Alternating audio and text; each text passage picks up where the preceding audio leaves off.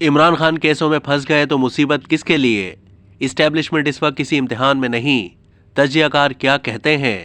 Senior تجزیہ کار طلعت حسین نے کہا کہ عمران خان کیسوں میں پھنس گئے تو ان کے لیے مصیبت ہو سکتی ہے۔ سینئر تجزیہ کار عادل شاہ نے کہا کہ 75 سالہ تاریخ میں کوئی ایسا سیاستدان نہیں جس نے اسٹیبلشمنٹ کو چیلنج کیا ہو پھر 10-12 سال اقتدار سے باہر نہ رہا ہو۔ سینئر صحافی و تجزیہ کار مظہر عباس نے کہا کہ انتخابات جیتنے کے لیے عمران خان کا اسٹیبلشمنٹ کے لیے قابل قبول ہونا اہم ہوگا۔ یہ اسٹیبلشمنٹ کا امتحان ہوگا جو کہتی ہے وہ اب غیر سیاسی ہو چکی ہے۔ بعض اوقات کوئی شخص قابل قبول نہیں ہوتا لیکن اسے قبول کرنا پڑ جاتا ہے۔ پی ٹی آئی کے لیے عمران خان کی نااہلی قبول کرنا بہت مشکل ہوگا۔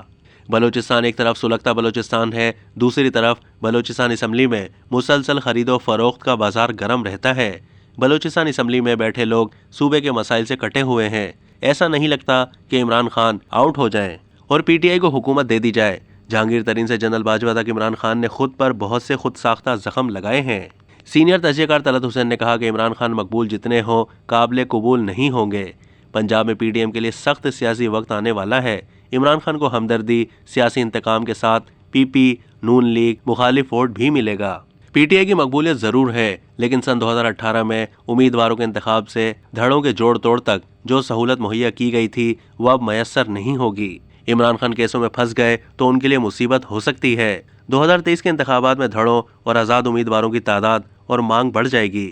اگلے انتخابات میں پیپلز پارٹی میں لوگ ضم ہوں گے۔ پیپلز پارٹی بڑی جماعتوں کی لڑائی سے مستفید ہو سکتی ہے۔ طلعت حسین کا کہنا تھا کہ عمران خان نے ان لوگوں کے خلاف تسلسل سے زہر اگلا ہے جن کا خیال ہے کہ انہوں نے عمران خان کی بہت مدد کی۔ ان کا خیال ہے کہ جنرل باجوہ ریٹائر ہونے کے بعد سافٹ پنچنگ بیگ بن گئے ہیں۔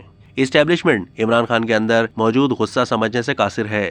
نواز شریف نے اسٹیبلشمنٹ کے خلاف ذاتی زہر نہیں اگلا لیکن عمران خان ذاتی زہر اگلتے ہیں۔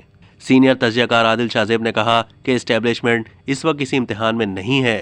پروجیکٹ عمران خان اسٹیبلشمنٹ نے ہی شروع کیا تھا۔ خیبر پختونخوا، پنجاب، آزاد کشمیر اور گلگت بلتستان میں جس طرح پی ٹی آئی کی حکومتیں بنائی گئی وہ اوپن سیکرٹ ہے۔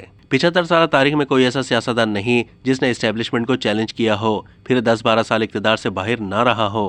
عمران خان نے اسٹیبلشمنٹ پر صرف تنقید نہیں کی، اس کی تضحیح کی ہے۔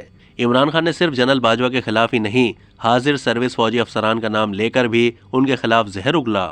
عمران خان نے خود کو جتنا نقصان پہنچا لیا ہے اس کے اثرات سے نہیں نکل سکتے۔ اب تک کے لیے اتنا ہی۔ مزید معلومات کے لیے ڈیلی جنگ کے یوٹیوب چینل کو سبسکرائب کیجیے۔